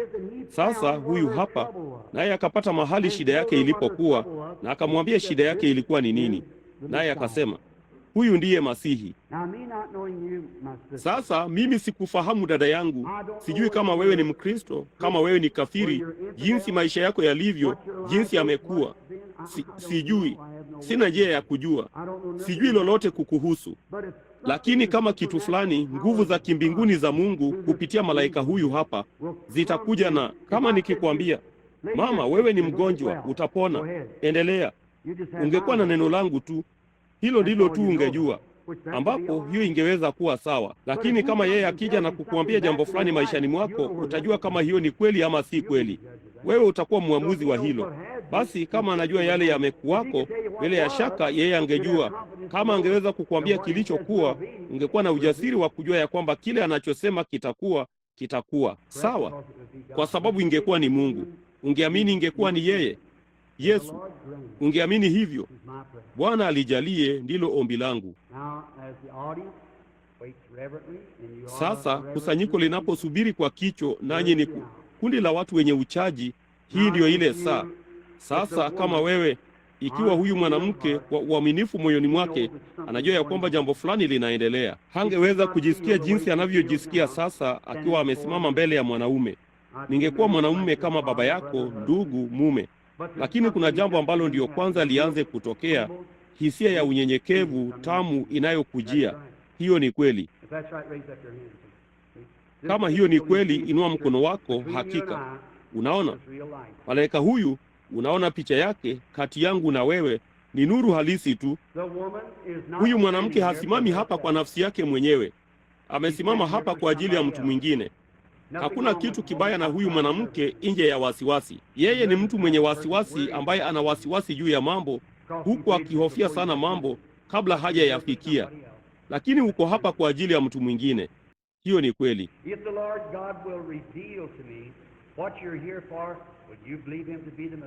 Ikiwa Bwana Mungu atanifunulia kile kimekuleta hapa, je, utamwamini yeye kuwa ndiye Masihi? Na utaenda kuwaambia wengine kwamba Masihi bado yu hai. Utawaambia, unaamini hilo jicho dogo litanyooka la huyo mtoto, jicho kombo lenye makengeza? Unaamini ya kwamba yeye ataliponya? Utaamini. Una kitu kingine moyoni mwako pia, sivyo? Mbali na mtoto huyo,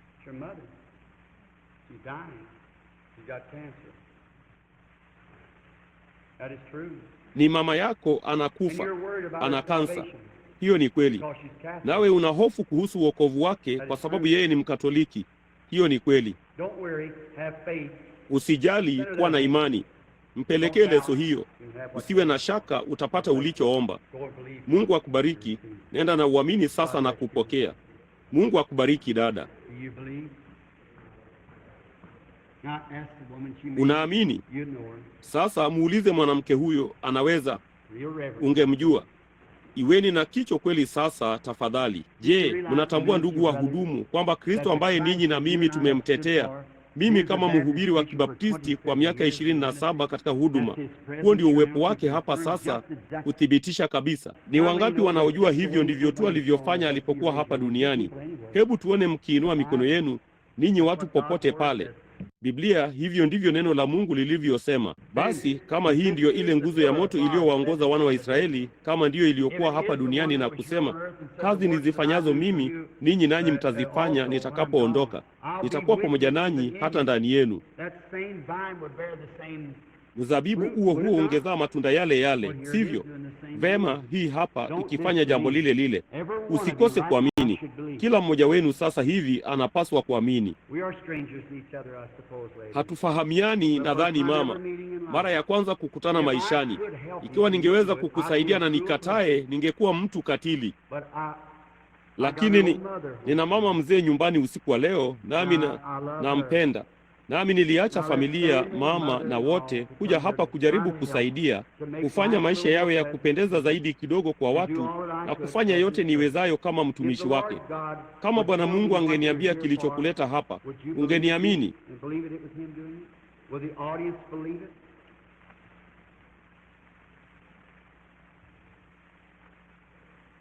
Na kuamini ya kwamba ni yeye anayefanya jambo hilo. Je, kusanyiko lingeamini? Mama huyo anaugua ugonjwa wa wasiwasi, ana ugonjwa wa moyo na ana mishipa iliyovimba. Hiyo ni kweli kabisa. Unaamini sasa? Unasema, Bwana Branham, ulibahatisha hilo. Sikubahatisha. Mungu anajua hilo. Hebu tuzungumze naye zaidi kidogo. Je, ungelishuku? Bwana na alijalie. Naam, kuna mtu mwingine hapa ambaye ana haja pia. Huyo ni mume wako. Anakufa, hana budi kufa mara moja ikiwa Mungu hatamsaidia. Ana leukemia. Hiyo ni kansa kwenye mkondo wa damu. Hiyo ni kweli. Hiyo ni kweli. Jina lako ni Bibi Harford. Jina lako ni Rose na lake ni Robert. Hiyo ni kweli. Nenda zako, mwamini Mungu upate kuishi mama. Mwamini Mungu, Yesu Kristo aliyepo. Unajua huyo ni yeye hapa. Vema, mkubali yeye sasa kama mponyaji wenu kwenu nyote wawili. Kisha uende zako na Bwana Mungu akubariki sana dada yangu.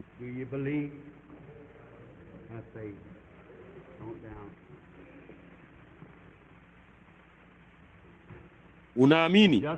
Kuwa na imani. Usiwe na shaka. Sasa amini tu kwenye kusanyiko. Hatufahamiani, nadhani mama. Mara ya kwanza tumekutana. Sasa wewe, kama wewe ni mgonjwa, nisingeweza kufanya lolote kuhusu hilo, kwa sababu mimi ni mwanadamu tu, lakini Mungu anaweza kufanya jambo fulani kulihusu. Sasa kama Yesu alikuwa amesimama hapa akiwa amevaa suti hii, ungesema, Bwana Yesu niponye. Angesema, tayari nimefanya hivyo. Unaona, uponyaji ni kitu kama wokovu umepita. Alijeruhiwa kwa makosa yetu, kwa kupigwa kwake sisi tuliponywa. Tayari imekamilika katika upatanisho. Tunaamini tu, hakuna chochote ningeweza kufanya.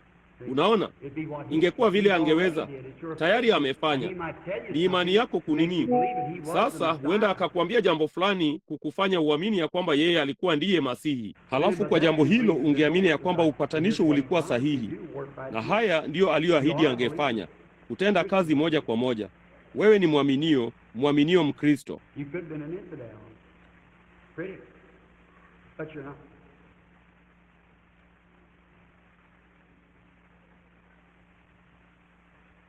Ungeweza kuwa kafiri, mkosoaji, lakini sivyo. Jambo lile lile kwa mwanamke huyu aliyeketi humu, aliyeketi pale chini kabisa mwishoni mwa kiti. Nguvu hizo nyeusi za pepo. Mwanamke huyu anaugua ugonjwa mbaya sana. Ni kweli kabisa. Wasiwasi na siku zote una hofu. Una ugonjwa wa moyo. Na hiyo ni kweli. Nawe una wasiwasi na una hali ya kutisha. Halafu unaogopa pia.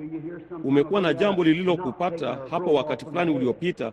Ulikuwa na fundo lililotolewa ama uvimbe kutoka kichwani, nao unarudi tena. Maskini mama huyu aliyeketi pale anaugua wasiwasi wa akili. Hiyo ni kweli. Hiyo ni kweli, msichana. Unaamini ya kwamba Mungu atakuponya pia? Naam, unaamini. Unaamini. Inua mkono wako kama unaamini. Nyote wawili mmeponywa. Nendeni zenu mkishangilia. Yesu Kristo anawaponya. Usiuogope tena, yote yamekwisha sasa. Nenda zako nyumbani. Anadanganya tu, huyo pepo alikuwa anadanganya, lakini ametoka ndani yako sasa. Nenda zako tu ukiamini, ukiwa na imani. He's the great Alpha and the Omega. Mnampenda? Yeye ndiye Alfa na Omega mkuu. Something else happened just then. Be real reverent. Please. Sasa jambo lingine lilifanyika wakati huo tu. Iweni na kichwa kabisa tafadhalini. Kuna mama ameketi karibu mwishoni pale, huku ameinua mikono yake hivi. Anaugua ugonjwa wa jicho. Ana shida ya macho yake. Naye ana ugonjwa wa moyo pia. Ulikuwa unaomba, sivyo mama? Mama huyo aliyeketi papo hapo karibu na mtu huyo ambaye amegeuka na kumwangalia mkewe. Inua mkono wako mama. Hiyo ni kweli. Sikujui, sivyo mama? Hatufahamiani. Unaamini sasa kwamba utakuwa mzima? Vema, nenda nyumbani, sahau hilo. Mpe Mungu sifa. Imani yako inakuponya. Ninawapa changamoto, muamini. Angalieni, iweni na kicho sasa. Msizunguke zunguke. Mama, hatufahamiani. Una hofu, huzuni. Lo, ni kuhusu mvulana huyu. Hiyo ndiyo sababu ya kumleta hapa. Ndiyo kwanza umlete hapa. Hiyo ni kweli. Ikiwa Bwana Mungu wetu atanifunulia jinsi unavyohangaika sana juu ya mvulana huyu, utakubali na kuamini anatoka kwa Bwana Mungu wetu. Mvulana huyo yuko tayari kufanyiwa upasuaji, naye daktari anasema kwamba kuna uvimbe kwenye moyo wake ambao lazima utolewe. Hiyo ni kweli, sivyo? Nawe una wasiwasi juu yake.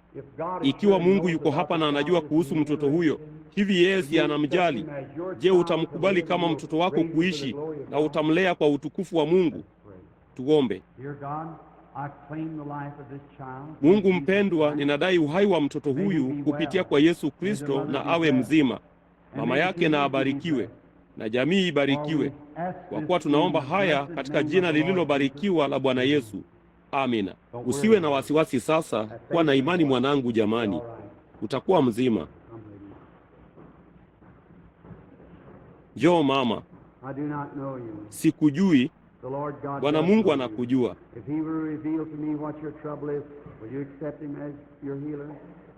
Ikiwa atanifunulia shida yako ni nini, je, utamkubali yeye kama mponyaji wako?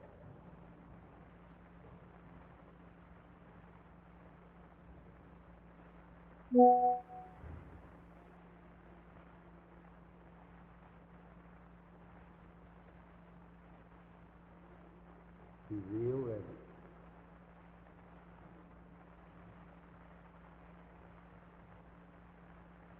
Iweni na kicho kabisa. You're suffering with a stomach trouble. Unaugua ugonjwa wa tumbo na ugonjwa wa ini.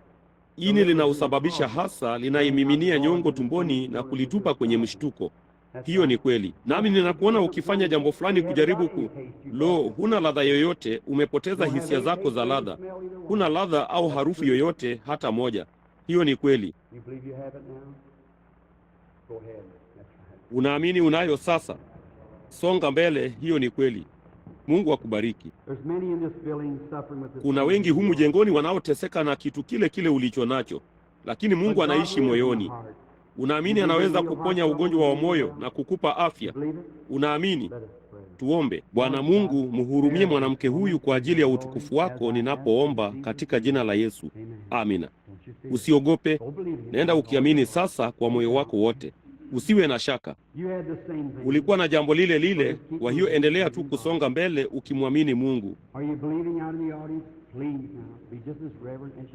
Je, mnaamini nje kwenye kusanyiko? Tafadhalini sasa iweni tu na kicho mwezavyo.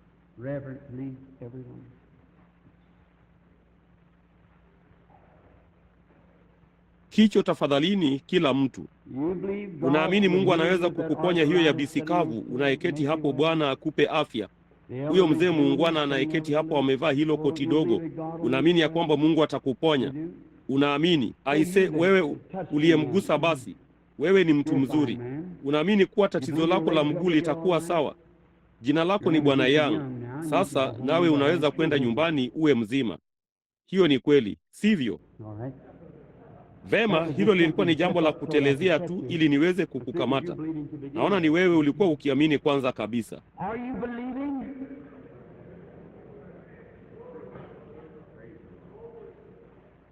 Mnaamini?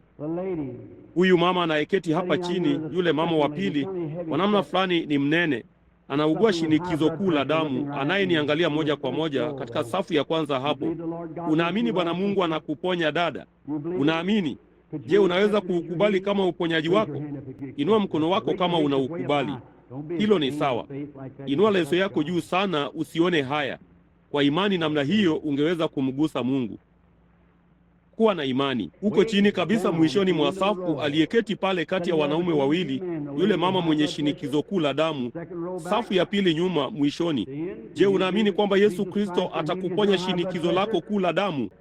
Ilitokea kwamba niliona mchirizi ukimwacha mama huyu na kwenda kwako. Hiyo ndiyo sababu nilijua ya kwamba unaweza kuponywa ukitaka kuukubali. Ninaipa imani yako changamoto. Hapa kuna mtu mpendwa ameketi hapa nyuma, ameketi pale, amevaa kofia ndogo nyeusi, ana matatizo ya kichwa chake, anayaombea. Hiyo ni kweli, sivyo dada? Hapa maskini mama huyo aliyevaa kofia nyeusi na miwani, unaumwa na kichwa chako, lakini huumwi sasa, sivyo? Uliponywa papo hapo. Mama aliyeketi karibu nawe anaonekana kama... Unaamini mama? Ninataka tu kuwasiliana na roho yako. Weka mkono wako juu ya huyo mama aliye karibu nawe hapo. Mama huyo ambaye ndiyo kwanza aponywe, weka mkono wako juu ya mama huyo mwingine. Naam. Unaamini Bwana Mungu atakuponya mama? Una matatizo, mambo mengi yanayokusumbua kama vile kisukari kwanza, ugonjwa wa moyo ni mwingine.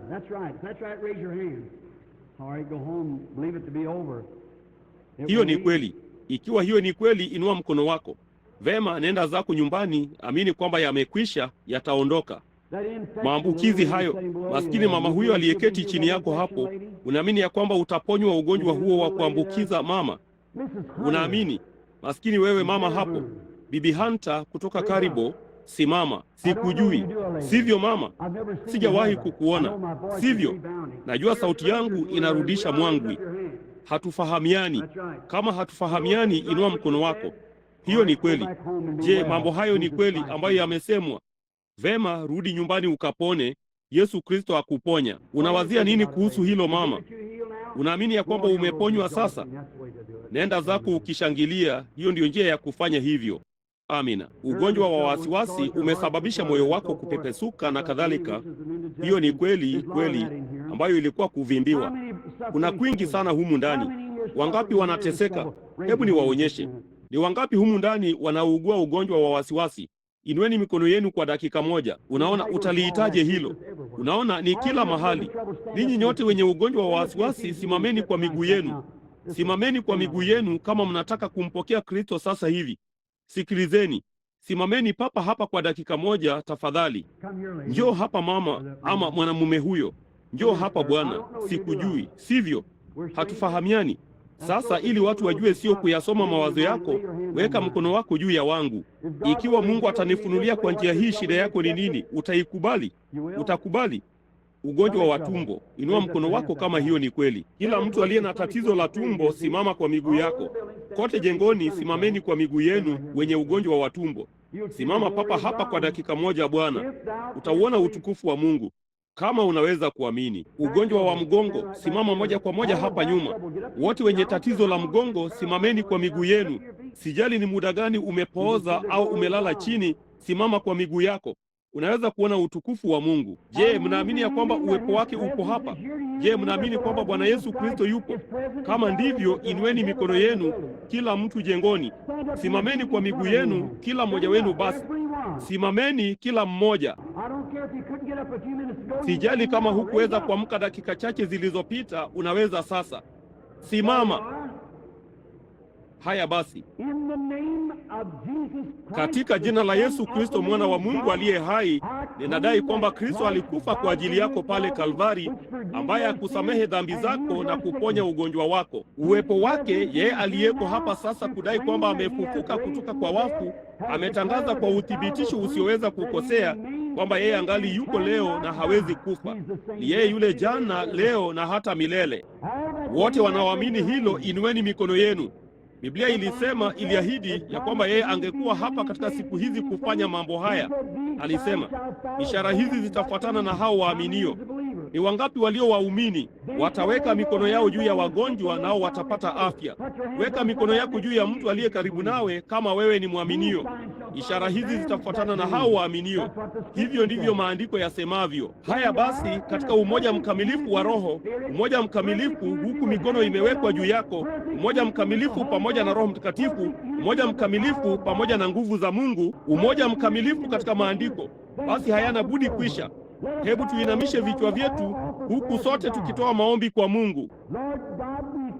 Bwana Mungu, tunakushukuru wewe kwa ajili ya uwepo wako mkuu, Roho Mtakatifu ambaye yuko hapa sasa kuchukua mamlaka na kutawala kila ugonjwa kutoka kwenye jengo hili. Lo, Shetani, umeshindwa vita, umewadanganya watu kote katika nyakati, lakini saa imewadia kwa kuwa umefichuliwa. Toka ndani ya watu hawa maradhi. Ninakuamuru kwa jina la Yesu Kristo, yule aliyeko hapa kukushinda na amekushinda. Liache kusanyiko hili katika jina la Yesu Kristo. Toka ndani ya hawa watu. Wote wanaomkubali Mungu kama mponyaji wako, Kristo kama mponyaji wenu, inueni mikono yenu kwake. Amina. Sawa. Tupe sauti. Nitamsifu. Kila mtu sasa jifungie tu ndani na hebu tumwabudu yeye. Vema, sote kwa pamoja sasa.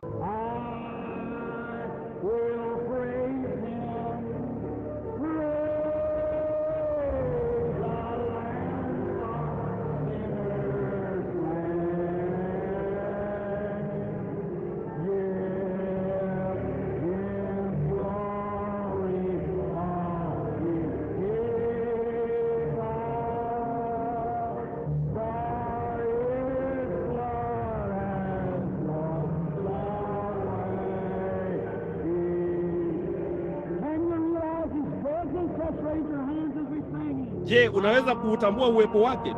Hebu tuinue mikono yetu tunapoimba. Kumbukeni, mwabuduni, tuko katika uwepo wake.